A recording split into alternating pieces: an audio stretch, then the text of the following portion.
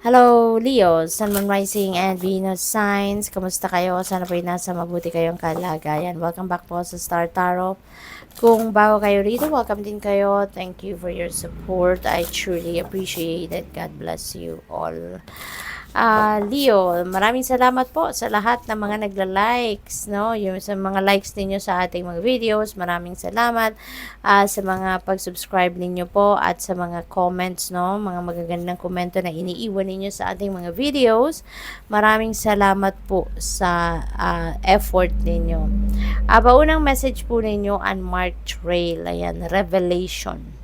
Ayan, so napakaganda kasi maybe this is answered prayer, no? Leo, kasi maaring nasa sitwasyon kayo wherein maaring magulo ang inyong isipan, maaring meron kayong mga plans sa buhay but you can't figure out kung alin yung uunahin ninyo or siguro paano ninyo gagawin. So there is confusion, no?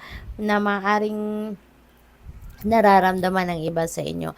But you know what? The right path, no, na dapat ninyong puntahan or maybe kung yun, kung anong pinaplano ninyo, if that's meant for you right now, maaring ipapakita na ng Divine Universe sa inyo ang tamang daan para marating mo yon or tamang daan para makapunta ka doon sa kung ano man ang gusto ninyong mapuntahan. You know, so there is going to be a revelation, no? Kaya importante na lagi po kayong makikinig sa iyong intuition, lagi ninyong papansinin, you know, yung mga kakaiba na maaring maganap, no, sa buhay ninyo. Baka meron kayong mga visions na ipadala sa inyo ang universe, yung mga ganun ba, no? Pay attention, sorry, to those subtleties. Kasi nandiyan dyan, kadalasan, yung guidance ng Panginoon sa atin. Hindi natin agad napapansin, no? So, we have overflow energy. This is overwhelm and plenty. So you are so blessed, no, Neo, kasi parang overflowing yung blessings, no, na parating sa inyo or maari nga na nagsimula na siguro yung mga biyaya, no, na nagpadala na sa inyo ang Panginoon, no, ng mga biyaya, and maybe it's overwhelming you kasi siguro iniisip ninyo na parang sa sobrang dami naman itong biyayang ito regalo sa akin ng Panginoon, parang do I deserve this? Diba? Maaaring ganon ang naiisip ng iba sa inyo. But instead of questioning that, diba? Ay i-embrace nyo na lang, Leo, at magpasalamat. Yun ang mahalaga. No? Magpasalamat na lang kayo sa lahat ng biyayang nakakamit ninyo sa ngayon or natatanggap ninyo sa ngayon. Dahil yan ay binigay sa iyo, ibig sabihin that's meant for you, ibig sabihin yun ay regalo talaga intended para sa iyo. Kaya wag na nating questionin. Your next card is a stranger. There is curiosity happening, no? Marami kayong gustong matutunan sa ngayon. Marami kayong naiisip na gusto ninyong diskubrehin. Maaring ang iba sa inyo mag-online course pa, ang iba sa inyo mag-aaral. Maybe some of you are going back to school, yung ganun, or maybe doing your own research, no? Para masatisfy lang yung inyong curiosity. So, maaring ganun ang ganap. Your next message is many masks. Ayan, the authentic self. Ayan, so parang sa ngayon, you are also going to realize na it's about time na para maging totoo ka sa sarili mo, maging totoo ka sa kung ano ang nararamdaman mo. Yung bang, maybe you're going to start to feel your feelings, hindi nyo na isosuppress ang kung ano man ang inyong mga nararamdaman at kung ano man ang laman ng inyong isipan. Maybe you're going to start to be true to yourself at kayo ay magpapahayag, no? Or kapag makikipag-communicate kayo, you are going to express, 'di ba? Kung ano talaga ang totoong saloobin ninyo or kung ano ang totoong nararamdaman ninyo, totoong nasa isipan ninyo, no? So, tingnan natin kung ano pa ang mga mensahe para sa iyo for today. At it feels like to me, no, na siguro matagal ng panahon na hindi kayo nagpapakatotoo sa sarili ninyo. Kaya ngayon, na gagawin ninyo, no, na you'd be able to speak your truth na sa ngayon, and you'd be able to express yourself sa ngayon, mas magiging masaya na kayo. It's going to be very liberating para sa iyo, no? Na nagiging totoo ka na sa sarili mo. Death energy, napakaganda. This is a transformation. So, maraming magbabago, sa buhay ninyo. At maaring ito, no? Yung pagpapakatotoo ninyo, that is already one big change, no? Na gagawin ninyo sa buhay ninyo. And this could also, in various areas of life, Leo, baka meron mga magbabago dito ng kunyari, trabaho, dynamics sa pamilya, sa mga relationships, baka mayroong magre-relocate sa inyo, mag-change ng employer, mag-change ng career, or business, yung mga gano'n. So, it could be anything, no? Na pwede ninyong baguhin sa sarili ninyo, sa buhay ninyo sa ngayon. It's because meron kayong mga tatanggalin, no, sa buhay ninyo. This is, kumbaga, the end of an era, no? Ito ngayon yung pagkakataon na siguro naiisip ninyo na ito na yung tamang panahon para i-let go mo na yung mga hindi na napapakinabangan sa buhay mo, hindi na nagsiserve ng inyong best interest. I-let go mo na yan, no? At magsimula kang karoon ng room para sa sarili mo, para doon sa mga bago, no? Bagong tao, bagong opportunities, yung mga ganon. What else? We have 8 of materials. Ayan. So, probably, bagong trabaho because this is about work. Diba? So, baka you are changing careers, you're changing jobs, yung ganon. So, good luck sa'yo.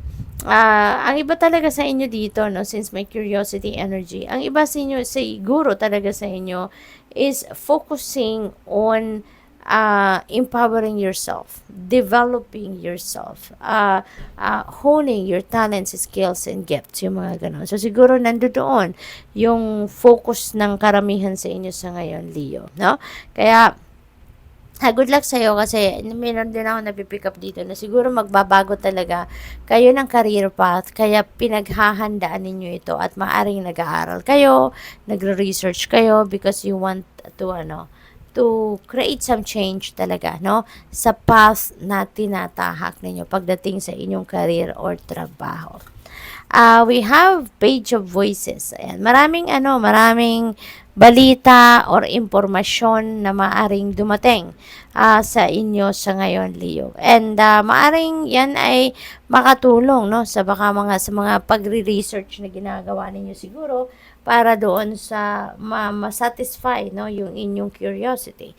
So, maaring maraming tumutulong sa inyo ngayon para magkalap ng mga detalye, impormasyon, facts, no, depende sa kung ano ang kailangan ninyong mga impormasyon sa ngayon. So, maybe, merong mga magre-report sa iyo, merong mga magsasabi na sa inyo ng mga bagay-bagay at maaring, yun na nga, merong karagdagang impormasyon or detalye kayong malalaman, no, sa ngayon. We have 3 of Inspiration. Ayan. So, parang, kayo ngayon, mabibisi, no?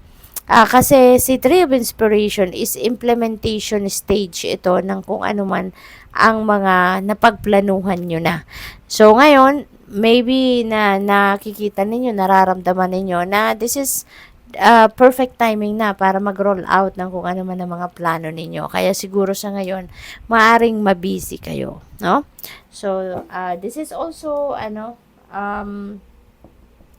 naghihintay siguro kayo rito ng something. Maybe you are waiting for more information, maybe you're waiting for divine timing, for some endeavor or for some ventures, yung mga ganon. At saka good fortune energy din ito. Kaya kung ano man yung mga balak ninyong gawin sa ngayon, siswertehin kayo. Or you can expect, swerte, no? Na magta-transpire dyan. We have blessings. Ayan, napakaganda. Ang dami-dami ninyong mga biyaya, no? Ang daming regalo para sa inyo. 'Di ba? Dito nga there is an overflowing, 'di ba, of blessings diyan.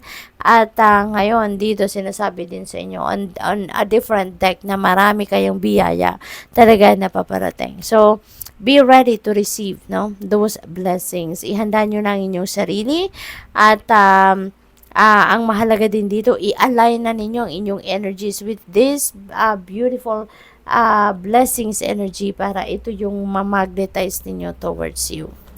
We have happiness. Wow. So, may blessings, maraming biyaya, maraming oportunidad, and kaya kayo magiging masayang masaya. You will be feeling an overflowing of happiness and joy then at this time kasi nga marami kayong magagandang pangyayari no na ma-experience ngayon sa buhay ninyo.